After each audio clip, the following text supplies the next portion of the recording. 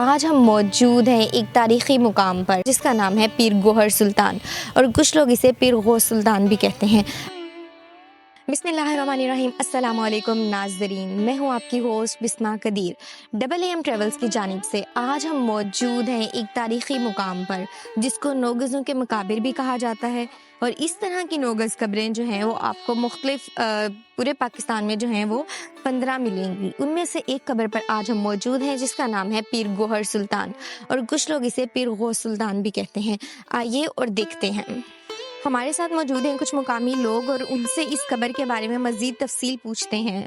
السلام علیکم۔ السلام علیکم۔ وعلیکم السلام۔ کیا حال ہے؟ الحمدللہ۔ کیا نام ہے آپ کا؟ سید عباس حسنین۔ اچھا، آپ کہاں پہ رہتے ہیں؟ ہم یہیں پہ رہتے ہیں ساتھ ہی۔ اچھا، آپ کی یہیں کے رہائشی ہیں۔ آپ مجھے یہ بتائیں گے کہ اس قبر کے بارے میں آپ کو کیا انفارمیشن ہے؟ کوئی ہمیں اس سے ریلیٹڈ کچھ باتیں بتائیے گا۔ ایکچولی اس قبر کے متعلق کوئی اتھینٹک تو انفارمیشن ہم تک نہیں پہنچی، لیکن جو سنی سنائی اور کتابوں کے مطابق اور مختلف لوگوں کی تحقیق کے مطابق جو ہم تک پہنچتی رہی ہے، کیونکہ جو بھی تحقیق کرنے آتے ہیں وہ یہاں آتے ہیں اور وہ کچھ بتا کے ہی جاتا ہے، تو ہمارے انفارمیشن میں بھی اضافہ ہوتا ہے۔ ایک صاحب گجرات سے آئے تھے، وہ پیشے سے تو خیر وکیل تھے، لیکن وہ تحقیق کر رہے تھے کہ 1,24,000 پیغمبر جو دنیا میں آئے مختلف اوقات میں اور چلے گئے، تو ان کی جو باقیات یا کوئی ان کی قبریں یا مزارات وہ تو کہیں نہ کہیں ہونی چاہیے۔ اب اتنی ساری خیر وہ مشکل ہی ہے ڈھونڈنا، لیکن جتنا وہ کر سکتے تھے انہوں نے کیا، اور ان پہ انہوں نے کتاب بھی لکھی۔ تو ان کی تحقیق کے مطابق، بلکہ ان کے پاس پرانے قدیمی نسخے تھے ہاتھ کے لکھے ہوئے، ان کی فوٹو کاپیز تھیں، تو انہوں نے ہمیں دکھائے بھی صحیح۔ تو اس کی تحقیق کے مطابق یہ جو ہیں ان 1,24,000 جو پیغمبر تھے ان میں سے ایک ہیں۔ تو پھر میں نے ان سے ان کا نام پوچھا بھی، کوئی نام بھی تو ہوگا جو تحقیق کر رہے ہیں، تو نشانیوں کے مطابق جہاں پہنچے ہیں تو انہوں نے کہا ان کا نام ہے حضرت حوا علیہ السلام۔ تو جو ان کی تحقیق تھی، پھر انہوں نے کتاب بھی لکھی۔ ایکچولی اس طرح کی قبریں آپ اگر دیکھیں، کتب پڑھیں، ویڈیوز دیکھیں، تو آپ کو گجرات میں بہت زیادہ ملتی ہیں، اور وہاں پیغمبر بھی ہیں، ٹھیک ہے۔ تو یہ ان سے ریلیٹڈ بھی ہیں اور ان کی اولاد میں سے بھی ہیں، اور ان کے مطابق یہ پیغمبر ہیں حضرت حوا علیہ السلام۔ جی، ان کا کہنا ہے کہ یہ جو ہے یہ ایک پیغمبر ہیں، اور ان کا نام آپ نے مجھے حضرت حوا بتایا ہے، حوا علیہ السلام۔ تو یہ جو پیر غور سلطان یا غوث سلطان لوگ کہتے ہیں، ایکچولی پتہ کیا ہوتا ہے، وقت کے ساتھ ساتھ مختلف زبانوں کے حوالے سے یہ نام چینج ہوتے جاتے ہیں۔ جیسے ملتان کا پرانا نام تھا مولتان، اور اس سے پہلے کچھ اور بھی نام تھا، تو بدلتے بدلتے وہ ملتان بن گیا۔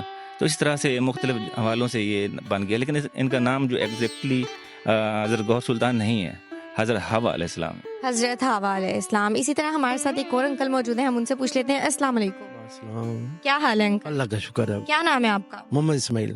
آپ کو اس کے بارے میں کچھ تاریخی ہسٹری یا کچھ پتا ہے؟ ایک ہی جگہ رہتے ہیں ہم اکٹھے۔ ایکچولی ہم 50-60 سال سے یہاں 50-60 سال سے یہاں رہ رہے ہیں، اور یہ تو ہم سے بھی پرانا یہاں رہ رہے ہیں، تو ان کو پرانے ہسٹری اور پرانی چیزیں ہم سے زیادہ پتہ ہیں۔ حضرت حوا اصل اور معروف پیر غور سلطان۔ تو ان کا کوئی عرس وغیرہ بھی ہوتا ہے؟ عرس وغیرہ نہیں ہوتا۔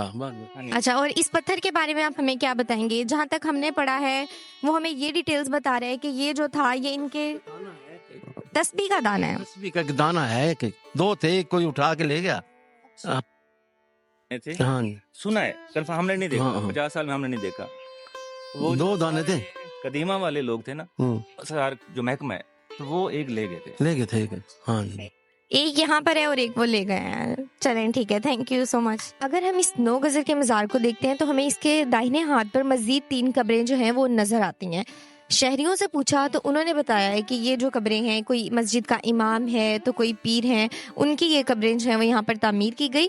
اگر ہم بات کریں اس 9 گز قبر کی، تو یہ 9 گز قبر پہلے بہت زیادہ لمبی ہوا کرتی تھی۔ شہریوں کا کہنا ہے کہ وقت کے ساتھ ساتھ اس کو کاٹ کر اس کو آدھا کیا گیا ہے، اور یہ سب جو ہے اس کی نگرانی اب محکمہ اوقاف کر رہا ہے۔ اس کی زیر سرپرستی جو ہے یہ سب جو جتنے ہمارے ہسٹوریکل مزارات ہیں یا ہسٹوریکل پلیسز ہیں، وہ سب جو ہے وہ محکمہ اوقاف کے انڈر آ رہے ہیں۔ اس مقبرے پر چاکلیٹی رنگ کا پتھر لگا ہوا ہے۔ اس پتھر کی موٹائی 9.5 انچ ہے، اور اس میں 9 انچ گولائی میں ایک سوراخ بھی موجود ہے۔ اس پتھر کو منکا کہا جاتا ہے، اور لوگوں کا خیال ہے کہ یہ بزرگ اس پتھر کو اپنی گردن میں ڈالا کرتے تھے۔ کچھ دوسرے لوگوں کا خیال ہے کہ یہ پتھر ان کی انگوٹھی تھا۔ کہا جاتا ہے، اور بعض ماہرین کا اندازہ بھی یہی ہے، کہ یہ مقبرہ 1300 سال پرانا ہے۔ जनरल किनहम का ख्याल है कि इस कब्र में दफन शख्स मोहम्मद बिन कासिम के साथ मुल्तान आया होगा और फिर जंग के दौरान हिंदुओं के हाथों मारा गया होगा। इसी के साथ साथ अगर मैं आपको बताती चलूँ तो इस तरह की आपको मुल्तान में मज़ीद 7 कब्रें मिलेंगी। कहा जाता है कि ये 7 भाई थे और इनकी जो है वो कब्रें बहुत लंबी बनाई गई थीं। इसी के साथ साथ मैं आपको मज़ीद उन 7 भाइयों की भी जो है वो कब्रों का विज़िट करवाऊंगी। तब तक के लिए अपनी होस्ट बिस्मा कदीर को इजाज़त दीजिए। मिलते हैं एक नई जगह पर एक नई वीडियो में। वस्सलाम, अल्लाह हाफ़िज़।